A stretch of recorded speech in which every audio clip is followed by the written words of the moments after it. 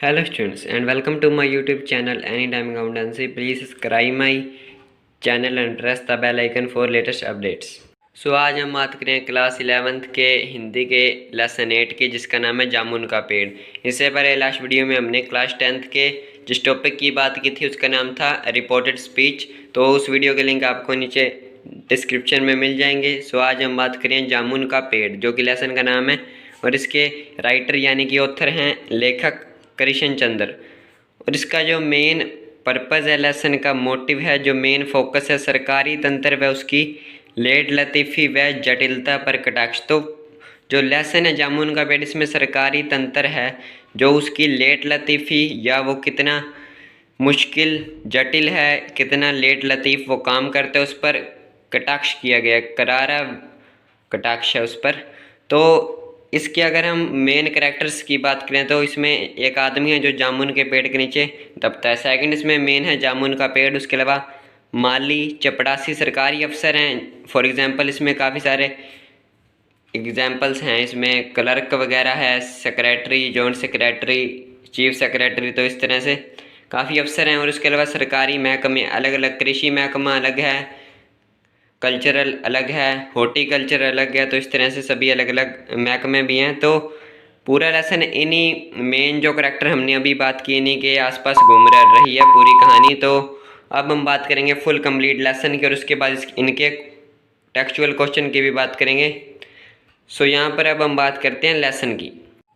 रात को बड़े जोर का झक्कड़ चला, सेक्रेटेरिएट के लॉन में जामुन का एक पेड़ गिर पड़ा। सवेरे जब माली ने देखा तो उसे मालूम हुआ कि पेड़ के नीचे एक आदमी दबा पड़ा है। माली दौड़ा दौड़ा चपड़ासी के पास गया, चपड़ासी दौड़ा दौड़ा क्लर्क के पास गया और क्लर्क दौड़ा दौड़ा सुपरिटेंडेंट के पास गया। सुपरिटेंडेंट दौड़ा दौड़ा बाहर लॉन में आया। मिनटों में गिरे हुए पेड़ के नीचे दबे आदमी के चारों ओर भीड़ इकट्ठी हो गई। बेचारा जामुन का पेड़ कितना फलदार था, एक क्लर्क बोला। और इसके जामुन कितने रसीले होते थे, दूसरा क्लर्क याद करते हुए बोला। मैं फलों के मौसम में झोली भर कर ले जाता था और बच्चे इसके जामुन कितनी खुशी से खाते थे। तीसरा क्लर्क लगभग रुआंसा होकर बोला। मगर यह आदमी, माली ने दबे हुए आदमी की तरफ इशारा किया। हाँ, यह आदमी। सुपरिटेंडेंट सोच में पड़ गया। पता नहीं जिंदा है कि मर गया, एक चपड़ासी ने बेहद चिंतित स्वर में पूछा। मर ही गया होगा, इतना भारी पेड़ जिसकी पीठ पर गिरे वह बच कैसे सकता है, दूसरा चपड़ासी बोला। नहीं, मैं जिंदा हूँ, दबे हुए आदमी ने बड़ी मुश्किल से कराते हुए कहा। जिंदा है? एक क्लर्क ने आश्चर्य से कहा। पेड़ को हटाकर इसे जल्दी से निकाल लेना चाहिए, माली ने सुझाव दिया। मुश्किल मालूम होता है, एक कामचोर और मोटा चपरासी बोला। पेड़ का तना बहुत भारी और वजनी है। मुश्किल क्या है, माली बोला। अगर सुपरिटेंडेंट साहब हम लोगों को हुक्म दे तो 15-20 माली, चपरासी और क्लर्क इकट्ठे जोर लगाकर पेड़ के नीचे से दबे हुए आदमी को निकाल सकते हैं। माली ने ठीक कह रहा है। बहुत से क्लर्क एक साथ बोल पड़े। लगाओ जोर, हम तैयार हैं। एकदम बहुत से लोग पेड़ को उठाने को तैयार हो गए। ठहरो, तभी सुपरिटेंडेंट बोला। मैं पहले अंडर सेक्रेटरी से पूछ लूँ। सुपरिटेंडेंट अंडर सेक्रेटरी के पास गया। अंडर सेक्रेटरी डिप्टी सेक्रेटरी के पास गया। डिप्टी सेक्रेटरी जॉइंट सेक्रेटरी के पास गया। जॉइंट सेक्रेटरी चीफ सेक्रेटरी के पास गया और चीफ सेक्रेटरी मिनिस्टर के पास गया। मिनिस्टर ने चीफ सेक्रेटरी से कुछ कहा। चीफ सेक्रेटरी ने जॉइंट सेक्रेटरी से कुछ कहा। जॉइंट सेक्रेटरी ने डिप्टी सेक्रेटरी से कहा। डिप्टी सेक्रेटरी ने अंडर सेक्रेटरी से कहा। फाइल चलती रही। इसी में आधा दिन बीत गया। दोपहर के खाने पर दबे हुए आदमी के चारों ओर बहुत भीड़ हो गई थी। लोग तरह तरह की बातें कर रहे थे। कुछ मनचले क्लर्कों ने समस्या को खुद ही सुलझाना चाहा, पर वे हुकूमत के फैसले का इंतजार किए बिना पेड़ को अपने आप ही हटा देने का निश्चय कर रहे थे कि इतने में सुपरिटेंडेंट फाइल लिए भागा आया और बोला। हम लोग खुद इस पेड़ को यहाँ से नहीं हटा सकते, हम लोग व्यापार विभाग से संबंधित हैं। यह पेड़ की समस्या कृषि विभाग के अधीन है। मैं फाइल को अर्जेंट मार्क करके कृषि विभाग में भेज रहा हूँ, वहाँ से उत्तर आते ही इस पेड़ को हटवा दिया जाएगा। दूसरे दिन कृषि विभाग से उत्तर आया कि पेड़ व्यापार विभाग के लोन में गिरा है, इसलिए इस पेड़ को हटवाने या ना हटवाने की जिम्मेदारी व्यापार विभाग पर पड़ती है। वह उत्तर पढ़कर व्यापार विभाग को गुस्सा आ गया। उसने फौरन लिखा कि पेड़ों को हटवाने या ना हटवाने की जिम्मेदारी कृषि विभाग पर लागू होती है, व्यापार विभाग का इससे कोई संबंध नहीं है। दूसरे दिन भी फाइल चलती रही। शाम को जवाब आ गया। इस मामले को हार्टिकल्चर डिपार्टमेंट के हवाले कर रहे हैं, क्योंकि यह एक फलदार पेड़ का मामला है और एग्रीकल्चर डिपार्टमेंट केवल अनाज और खेतीबाड़ी के मामलों में फैसले करने का हकदार है। जामुन का पेड़ एक फलदार पेड़ है, इसलिए यह पेड़ हार्टिकल्चर डिपार्टमेंट के अंतर्गत आता है। रात को माली ने दबे हुए आदमी को दाल भात खिलाया। नेक्स्ट अगर हम बात करें तो यद्यपि लोन के चारों तरफ पुलिस का पहरा था कि कहीं लोग कानून को अपने हाथ में लेकर पेड़ को खुद ही हटवाने की कोशिश ना करें, मगर एक पुलिस कांस्टेबल को दया आ गई और उसने माली को जामुन के पेड़ के नीचे दबे आदमी को खाना खिलाने की इजाज़त दे दी। माली ने दबे हुए आदमी से कहा, तुम्हारी फाइल चल रही है, आशा है कल तक फैसला हो जाएगा। दबा हुआ आदमी कुछ नहीं बोला। माली ने पेड़ के तने को ध्यान से देखा, कहा, अच्छा हुआ कि तना तुम्हारे कूल्हे पर गिरा, अगर कमर पर गिरता तो रीढ़ की हड्डी टूट जाती। दबा हुआ आदमी फिर भी नहीं बोला। माली ने फिर कहा, तुम्हारा यहाँ कोई वारिस हो तो मुझे उसका अता पता बताओ, मैं उन्हें खबर देने की कोशिश करूँगा। मैं लावारिस हूँ, दबे हुए आदमी ने बड़ी मुश्किल से कहा। माली खेद प्रकट करता हुआ वहाँ से हट गया। तीसरे दिन हार्टिकल्चर डिपार्टमेंट से जवाब आ गया। बड़ा कड़ा जवाब था और व्यंग्यपूर्ण। हार्टिकल्चर डिपार्टमेंट का सेक्रेटरी साहित्य प्रेमी आदमी जान पड़ता था। उसने लिखा, आश्चर्य है, इस समय जब हम पेड़ लगाओ स्कीम उच्च स्तर पर चला रहे हैं, हमारे देश में ऐसे सरकारी अफसर मौजूद हैं जो पेड़ों को काटने का सुझाव देते हैं, और वह भी एक फलदार पेड़ को, और वह भी जामुन के पेड़ को, जिसके फल जनता बड़े चाव से खाती है। हमारा विभाग किसी हालत में इस फलदार वृक्ष को काटने की इजाज़त नहीं दे सकता। अब क्या किया जाए? इस पर एक मनचले ने कहा कि अगर पेड़ काटा नहीं जा सकता तो इस आदमी को ही काट कर निकाल लिया जाए। यह देखिए, उस आदमी ने इशारे से बताया, अगर इस आदमी को बिल्कुल बीच में से अर्थात धड़ से काटा जाए तो आधा आदमी इधर से निकल आएगा और आधा उधर से बाहर आ जाएगा और पेड़ वहीं का वहीं रहेगा। मगर इस तरह तो मैं मर जाऊंगा। दबे हुए आदमी ने आपत्ति प्रकट की। यह भी ठीक कहता है, एक क्लर्क बोला। आदमी को काटने वाली युक्ति प्रस्तुत करने वाले ने भरपूर विरोध किया। आप जानते नहीं हैं आजकल प्लास्टिक सर्जरी कितनी उन्नति कर चुकी है। मैं समझता हूँ कि अगर इस आदमी को बीच में से काट कर निकाल लिया जाए तो प्लास्टिक सर्जरी से धड़ के स्थान पर इस आदमी को फिर से जोड़ा जा सकता है। इस बार फाइल को मेडिकल डिपार्टमेंट में भेज दिया गया। मेडिकल डिपार्टमेंट ने फ़ौरन एक्शन लिया। जिस दिन फाइल उसके विभाग में पहुंची, उसके दूसरे ही दिन उन्होंने अपने विभाग का सबसे योग्य प्लास्टिक सर्जन छानबीन के लिए भेज दिया। सर्जन ने दबे हुए आदमी को अच्छी तरह टटोल कर उसका स्वास्थ्य देखकर खून का दबाव देखा, नाड़ी की गति को परखा, दिल और फेफड़ों की जांच करके रिपोर्ट भेज दी कि इस आदमी का प्लास्टिक ऑपरेशन तो हो सकता है और ऑपरेशन सफल भी होगा, मगर आदमी मर जाएगा। इसलिए यह फैसला भी रद्द कर दिया गया। रात को माली ने दबे हुए आदमी के मुंह में खिचड़ी डालते हुए उसे बताया कि अब मामला ऊपर चला गया है। सुना है कल से सेक्रेटरिएट के सारे सेक्रेटरियों की मीटिंग होगी, उसमें तुम्हारा केस रखा जाएगा। उम्मीद है सब काम ठीक हो जाएगा। दबा हुआ आदमी एक आह भरकर धीरे से बोला, ये तो मानना कि तगाफुल ना करोगे, लेकिन खाक हो जाएंगे हम तुमको खबर होने तक। माली ने अचंभे से मुंह में उंगली दबा ली और चकित भाव से बोला, क्या तुम शायर हो? दबे हुए आदमी ने धीरे से सिर हिला दिया। दूसरे दिन माली ने चपड़ासी को बताया, चपड़ासी ने क्लर्क को, क्लर्क ने हेड क्लर्क को, और थोड़ी ही देर में सेक्रेटरिएट में यह अफवाह फैल गई कि दबा हुआ आदमी शायर है। बस फिर क्या था, लोगों का झुंड शायर को देखने के लिए उमड़ पड़ा। इसकी चर्चा शहर में फैल गई और शाम तक गली गली में शायर जमा होने शुरू हो गए।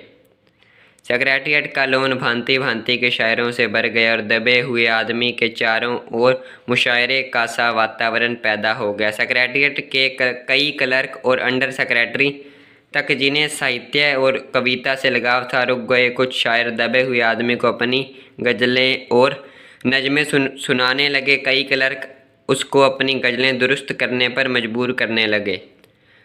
जब यह पता चला कि दबा हुआ आदमी एक शायर है तो सेक्रेटेरिएट की सब कमेटी ने फैसला किया कि चूंकि दबा हुआ आदमी एक शायर है, इसलिए इस फाइल का संबंध ना एग्रीकल्चर डिपार्टमेंट से है ना हॉर्टिकल्चर डिपार्टमेंट से, बल्कि सिर्फ कल्चरल डिपार्टमेंट से है। लिहाजा कल्चरल डिपार्टमेंट से अनुरोध किया गया कि जल्द से जल्द मामले का फैसला करके अभागे शायर को इस फलदार पेड़ से छुटकारा दिलाया जाए।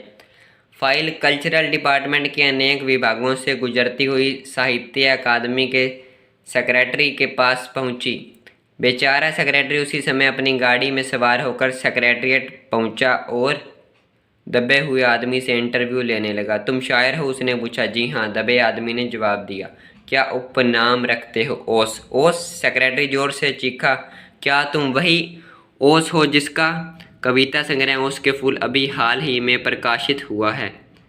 दबे हुए शायर ने सहमति में सिर हिलाया। क्या तुम हमारी अकादमी के मेंबर हो?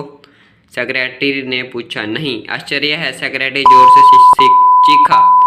इतना बड़ा शायर, ओस के फूल का रचयिता, और हमारी अकादमी का मेंबर नहीं है? उफ, कैसे भूल हो गई हमसे। इतना बड़ा शायर और कैसी अंधेरी गुमनामी में दबा पड़ा है।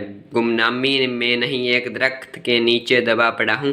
कृपया मुझे इस पेड़ के नीचे से निकालिए। शायर बोला। अभी बंदोबस्त करता हूँ। सेक्रेटरी फौरन बोला और फौरन उसने अपने विभाग में रिपोर्ट की। दूसरे दिन से सेक्रेटरी भागा शायर के पास आया और बोला, मुबारक हो, मिठाई खिलाई।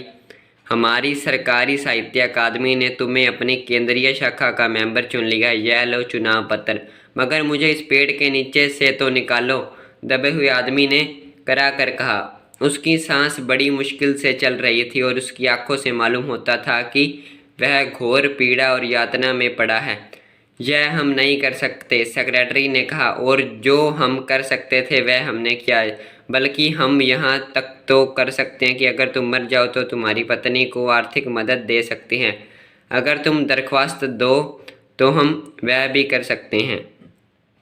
मैं अभी जीवित हूँ। शायर रुक रुक कर बोला। मुझे जिंदा रखो।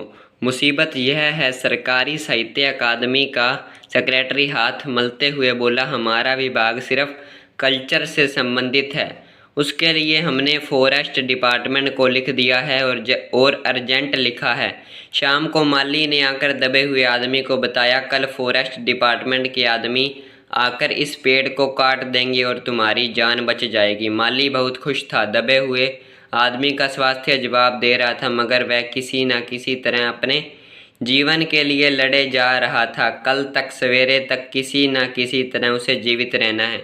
दूसरे दिन जब फॉरेस्ट डिपार्टमेंट के आदमी आरी कुल्हाड़ी लेकर पहुंचे तो उनको पेड़ काटने से रोक दिया गया। मालूम हुआ कि विदेश विभाग से हुक्म आया था कि इस पेड़ को ना काटा जाए। कारण यह था कि इस पेड़ को 10 साल पहले अमुक राज्य के प्रधानमंत्री ने सेक्रेटेरिएट के लोन में लगाया था, और अब अगर यह पेड़ काटा गया तो इस बात का काफ़ी अंदेशा था कि वहाँ की सरकार से हमारे संबंध सदा के लिए बिगड़ जाएंगे। मगर एक आदमी की जान का सवाल है, एक क्लर्क चिल्लाया। दूसरी ओर 2 देशों के संबंध का सवाल है, दूसरे क्लर्क ने पहले क्लर्क को समझाया। और यह भी तो समझो कि वहाँ की सरकार हमें कितनी सहायता देती है। क्या हम उनकी मित्रता की खातिर एक आदमी के जीवन का बलिदान नहीं कर सकते? तो क्या शायर को मर जाना चाहिए? निसंदेह। अंडर सेक्रेटरी ने सुपरिटेंडेंट को बताया, आज सवेरे सरकार दौरे से वापस आ गई है। आज 4 बजे विदेश विभाग इस पेड़ की फाइल उनके सामने पेश करेगा। सरकार जो फैसला करेगी वही सबको स्वीकार होगा। शाम के 5 बजे स्वयं सुपरिटेंडेंट शायर की फाइल लेकर उसके पास आया और आते ही वह खुशी से फाइल को हिलाते हुए जोर से बोला, सुनते हो, सरकार ने इस पेड़ को काटने का हुक्म दे दिया है और इस घटना की सारी अंतर्राष्ट्रीय जिम्मेदारी अपने सिर ले ली है। कल यह पेड़ काट दिया जाएगा और तुम इस संकट से छुटकारा हासिल कर लोगे। सुनते हो, आज तुम्हारी फाइल मुकम्मल हो गई। मगर शायर का हाथ ठंडा था। आँखों की पुतलियाँ निर्जीव थी और चींटियों की लंबी कतार उसके मुंह में जा रही थी। उसके जीवन की फाइल भी मुकम्मल हो चुकी थी। सो स्टूडेंट्स, ये था लेसन जिसका नाम है जामुन का पेड़। तो यहाँ पर आपने देखा कि किस तरह से हमारे सरकारी तंत्र कितना जटिल है, लेट लतीफ़ है कि एक आदमी पर एक जामुन का पेड़ गिरा और उसे काटने के लिए व्यापार विभाग, कृषि विभाग, horticulture department, culture department, forest department, कितने डिपार्टमेंट में फाइल घूमी और उसके बाद उससे भी ऊपर के अफसरों के पास गई, कमेटी के पास गई, विदेश मंत्रालय तक गई, लेकिन उसके बाद जाकर फैसला आया कि जामुन के पेड़ को काट दिया जाए। लेकिन जब तक फैसला आया, जब तक फाइल क्लियर हुई, तब तक उसके जीवन की फाइल क्लियर हो चुकी थी। तो यहाँ पर जो हमारा सरकारी तंत्र है बहुत ही लेट लतीफ़ है, जटिल है। एक पेड़ को काटने के लिए 5 से 6 डिपार्टमेंट में फाइल घूमती है और उसके बाद जाकर फैसला आता है। जबकि पेड़ को हटा सकते थे व्यापार विभाग के लोग, स्टार्टिंग में ही हटा सकते थे, लेकिन वो एक दूसरे के सिर पर मढ़ना चाहते थे कि कल को कोई भी अगर बात हो जाए तो उनके सिर पर कोई आंच ना आए। तो इस तरह से हमारा सरकारी तंत्र के लोग एक दूसरे पर ही तंज कसते रहते हैं, एक अपना काम दूसरों के सिर पर डालते रहते हैं और वो आगे दूसरे डिपार्टमेंट पर डालते रहते हैं। और ये हमारा सरकारी तंत्र जो कि बहुत ही जटिल और लेट लतीफ़ है, और इसी की लेट लतीफ़ी के कारण यहाँ पर उस शायर या फिर उस आदमी की मौत हो गई पेड़ के नीचे ही। तो यहाँ पर जामुन का पेड़ जो लेसन है वो हो चुका है कंप्लीट। और अब हम बात करते हैं इसके कुछ इम्पोर्टेंट टेक्सचुअल क्वेश्चन की। सभी टेक्सचुअल क्वेश्चन नहीं करेंगे, सिर्फ इम्पोर्टेंट टेक्सचुअल क्वेश्चन ही करेंगे। सो यहाँ पर फर्स्ट टेक्सचुअल क्वेश्चन है, बेचारा जामुन का पेड़ कितना फलदार था, इसकी जामुनें कितनी रसीली होती थी। सबसे पहले हमें जो क्वेश्चन है वो है, ये संवाद कहानी के किस प्रसंग में आए हैं। और सेकंड हमसे पूछा गया है, इससे लोगों की कैसी मानसिकता का पता चलता है। सबसे पहले अगर हम बात करें ये संवाद कहानी के किस प्रसंग में आए हैं, तो इसके आंसर की बात करें तो उत्तर है, आंधी के कारण जामुन का पेड़ सेक्रेटरिएट के लॉन में गिर गया था। उस पेड़ के नीचे एक आदमी दब गया था। जब माली ने सुबह यह देखा तो उसने क्लर्क को सूचित किया। इस बात का पता चलते ही सभी उस पेड़ के आसपास इकट्ठे हो गए और उपरोक्त बातें करने लगे। तो यहाँ पर क्लर्क ने ये बात कही थी कि ये जामुन का पेड़ कितना रसीला होता था और वो अपने बच्चों के लिए भी जामुन लेकर जाया करता था। अब हम बात करते हैं इससे लोगों की कैसी मानसिकता का पता चलता है। इन बातों से लोगों की संवेदहीन मानसिकता का पता चलता है, या हम कह सकते हैं संवेदनहीनता का पता चलता है। लोग उस पेड़ के नीचे दबे हुए आदमी के बारे में ना सोचकर जामुन के पेड़ के गिरने से हुए नुकसान के बारे में सोचते हैं कि अब उन्हें जामुन खाने को नहीं मिलेंगे। इससे यह पता चलता है कि वे कितने स्वार्थी और मतलबी हैं। तो यहाँ पर क्लर्क आपस में बातचीत करते हैं, तो उनकी बातचीत से ये पता चलता है कि उन्हें पेड़ के नीचे दबे हुए आदमी की कोई फिक्र नहीं है। उन्हें तो यह फिक्र है कि अब पेड़ गिर गया है तो उन्हें जामुन कहाँ से मिलेंगे। अब वो अपने बच्चों के लिए अपने घरों पर जामुन कहाँ से लेकर जाएंगे और कैसे खाएंगे। तो उन्हें उस आदमी से कुछ लेना देना नहीं है, उन्हें सिर्फ अपने मतलब और स्वार्थ चाहिए कि अब उन्हें जामुन नहीं मिलेंगे। तो उनकी मानसिकता बहुत ही गलत है, उनमें संवेदनहीनता है, वो संवेदनशील बिल्कुल भी नहीं है। नेक्स्ट क्वेश्चन है, दबा हुआ आदमी एक कवि है, यह बात कैसे पता चली, इस जानकारी का फाइल की यात्रा पर क्या असर पड़ा। तो यहाँ पर क्वेश्चन है कि दबा हुआ आदमी कवि है, इस बात का फाइल की यात्रा पर क्या असर पड़ा। रात को जब माली दबे हुए आदमी को खिचड़ी खिलाते हुए बताया कि मामला ऊपर तक चला गया है, कल सेक्रेटरियों की मीटिंग है और उम्मीद है कि सब ठीक हो जाएगा, इस बात पर दबे हुए आदमी ने कराते हुए एक शायरी सुना डाली। और यह सुनकर माली ने उससे पूछा क्या वो शायर है। उसने हामी भरी तो यह बात सबको पता चल गई। इस जानकारी से जो मामला सुलझने वाला था उसमें और देरी होने की संभावना बढ़ गई। दबे हुए आदमी के कवि होने से फाइल एग्रीकल्चर, व्यापार और हॉर्टिकल्चर जैसे विभागों से होती हुई आखिरकार कल्चरल डिपार्टमेंट यानी कि कल्चरल विभाग तक आ पहुंची। निर्णय लेने में देरी होने के कारण दबा हुआ आदमी अधिक दिन तक जीवित नहीं रह सका और अतः मर गया। तो यहाँ पर माली को जब पता चला कि वो आदमी कवि है या शायर है तो उसने आगे बताया। तो उससे क्या हुआ कि फाइल जो थी वो एग्रीकल्चर, व्यापार और हॉर्टिकल्चर डिपार्टमेंट से होते हुए पहुंच गई कल्चरल डिपार्टमेंट को, क्योंकि हमने अभी पहले ही बात किया कि जो हमारा सरकारी तंत्र है उसमें हर विभाग अपना काम दूसरे के सिर डालना चाहता है। वो कोई भी काम खुद नहीं करना चाहता, वो चाहता है कि दूसरा काम कर ले। कोई भी काम वो खुद नहीं करना चाहता, उन्हें सिर्फ आराम से बैठकर अपना मतलब चाहिए, स्वार्थ चाहिए। तो यहाँ पर जैसे ही पता चला कि वो शायर है या कवि है, तो वो फाइल पहुँच गई कल्चरल विभाग में, और जिससे कि फाइल यानी कि जो केस था पेड़ को हटाने का, उसे सुलझाने में और ज़्यादा देरी हो गई। और नेक्स्ट जो और लास्ट इम्पोर्टेंट क्वेश्चन है, कृषि विभाग वालों ने मामले को हॉर्टिकल्चर विभाग को सौंपने के पीछे क्या तर्क दिया। तो कृषि विभाग ने तर्क क्या दिया हॉर्टिकल्चर विभाग को इस मामले को सौंपने का। कृषि विभाग वालों ने मामले को हॉर्टिकल्चर विभाग को सौंपने के पीछे यह तर्क दिया कि कृषि विभाग अनाज और खेतीबाड़ी के मामलों में फैसला करने का हकदार है। जामुन का पेड़ चूंकि एक फलदार पेड़ था, इसलिए यह मामला हॉर्टिकल्चर विभाग के अंतर्गत आता है। तो कृषि विभाग वालों ने मामले से खुद को पीछे करने के लिए, पल्ला झाड़ने के लिए, सीधे तौर पर अगर हम कहें तो यह कह दिया कि कृषि विभाग तो अनाज और खेतीबाड़ी के मामलों में फैसला करता है, और जामुन का पेड़ एक फलदार पेड़ है, तो इसका फैसला हॉर्टिकल्चर विभाग करेगा। तो ये 3 इंपॉर्टेंट क्वेश्चन हैं जिनके पेपर में आने के चांसेस होते हैं। उसके अलावा जो 4th क्वेश्चन है, इस पार्ट में सरकार के किन किन विभागों की चर्चा की गई है और पार्ट से उनके कार्य के बारे में क्या अंदाजा मिलता है। तो ये क्वेश्चन इतना इंपॉर्टेंट नहीं है। तो यहाँ पर ये लेसन जो जामुन का पेड़ जिसका नाम है क्लास 11 HBSC बोर्ड जामुन का पेड़, इसके राइटर यानी कि लेखक थे कृष्ण चंद्र। तो ये लेसन हमारा हो चुका है कंप्लीट। क्वेश्चन की बात भी हमने कर ली है, और लास्ट वीडियो में हमने रिपोर्टेड स्पीच के टॉपिक की बात की थी, तो उस वीडियो के लिंक आपको नीचे डिस्क्रिप्शन में मिल जाएंगे। सो नेक्स्ट वीडियो में हम किसी और क्लास के किसी और टॉपिक की बात करेंगे। So thank you.